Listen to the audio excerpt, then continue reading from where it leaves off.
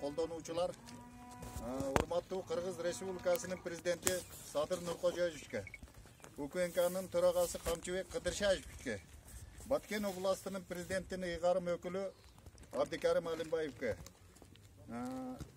биз Баткен областынын Лейлек районуна караштуу Сумбул айыл өкмөтүнүн Көкташ айылынын тургундары кайрылабыз. Себеби Кыргыз өкмөтүнүн 2020 жыл облус чегара статус берүү жана өнүктүрүү жана жөнүндөгү номер 186 токтомунун негизинде Лейлек районуна караштуу Сумбул айыл өкмөтүнүн Көкташ айылы дейне участкасы кирип калганы айла өкүнүчтүү. Биздин Көкташ айылы Борбордон 1100 километр алыстыкта райондун центринен 30 чакырым алыстыкта турат. Биздин ошол эле айылдын чектешкен Канчы району, Мача району, Лелнат областынын Нов району менен чектешип турабыз. 3 чоң райондор менен анын ичидеги камтылган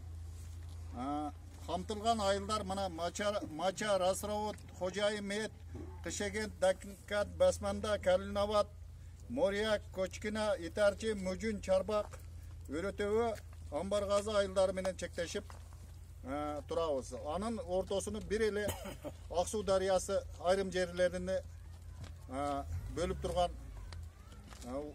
жери бар. Биз дагы мына Тажикстандын Канчы району менен ошол 1,5 миң гектар жерибиз бар. 1,5 миң гектар ошол Мүжүн, Көчкүнө айылдары менен ошол жерге барып чегара көйгөйлөрү болбой койгон учур болбойт. Өтө кыйналып эл түшүмүнү эккенде дагы оргондо дагы көйгөйлөрдү жаратып эл кыйналган учурлар болуп атат. Биздин чегарабыз чегара заставасы 1999 жылы ушул Көкташ айылына курулуп, бул 99-2000 жылдары дагы бул Тажик тарабынан, Афганистандан мына биздин айылга көптөгөн Кыргызстанга чабуулдар жасалып, эл дагы комендантский час киргизилип, өтө эл дагы элдин эсиде турат деген ойдомун. Мына былтыркы эле жылы биздин Көш шайлоо участкабызда атышуу болуп бир аскер жараныбыз бул дүние менен кош айтышып, экинчи аскерибиз барымтага алынып, ошондой көйгөйлөр элдин эсинде турат. Ушуга Садыр Нуркожоевич, Камчыбек Ташиевич, Абдикарим Алимбекович биздин ушул көйгөйдү элдин атынан, жарандардын атынан, ушул жердеги элдер туруктуу жашашы үчүн, көчүп келбеше, кетип калбашы үчүн сиздер ушуну көзөмөлүңүздөргө, өз көзөмөлүңүздөргө алып коесуздар деген ойдомун. Ушул учурга чейин мына 94-жылдан бери биздин элибиз ички миграция жана сырткы миграцияга көчүп кетип, айыл абдан өтө коркунучтуу абалда турат. Бишкекке ошол 94-жылдан бери 1000 кожолуктайбыз.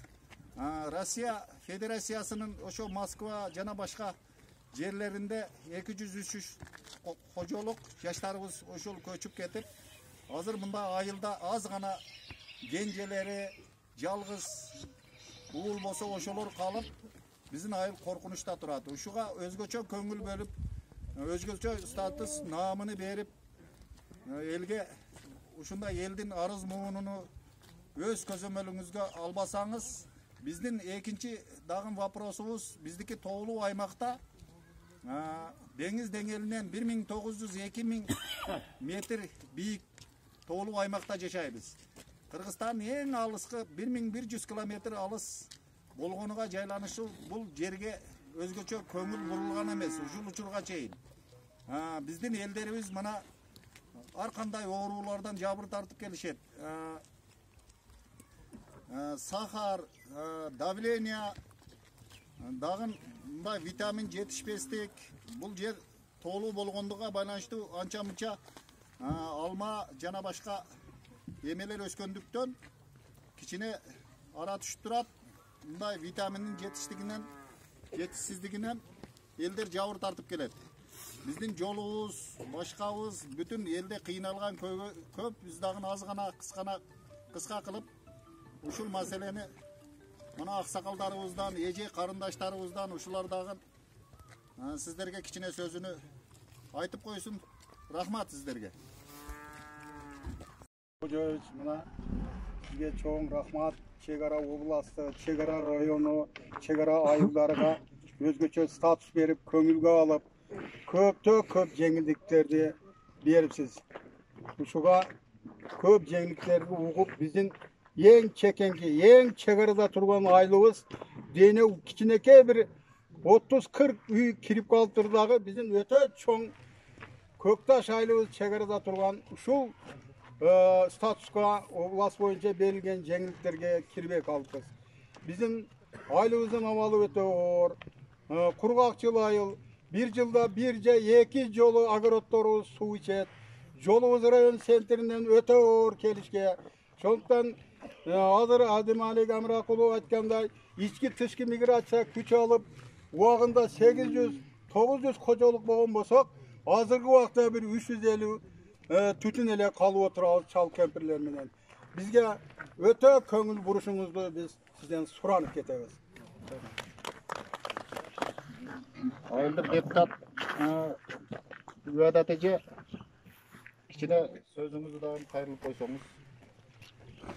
Урматтуу бийлик органдары, мынау агаларыбыз, инелерибиз айтып кеткендей эле мен дагы аз гана айтып өтөйүн.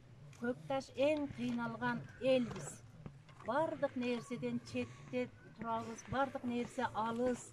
Ошондуктан ушу биздин үнүбүз сиздерге жетип, сиздер бизге аз гана көңүл бөлүп койсоңуздар деген ойдомун.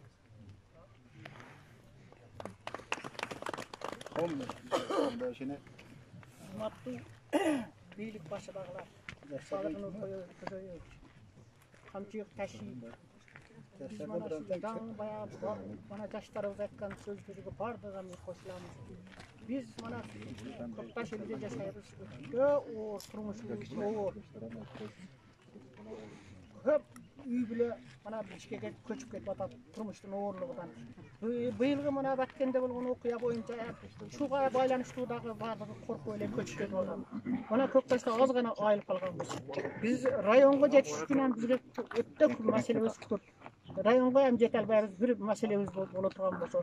Больницабыз дагы алыс, базарыбыз дагы алыс. Шоның үчүн бизге ушундай айыл жерге сиздер көңүл буруп койсоңуздар деп суранабыз.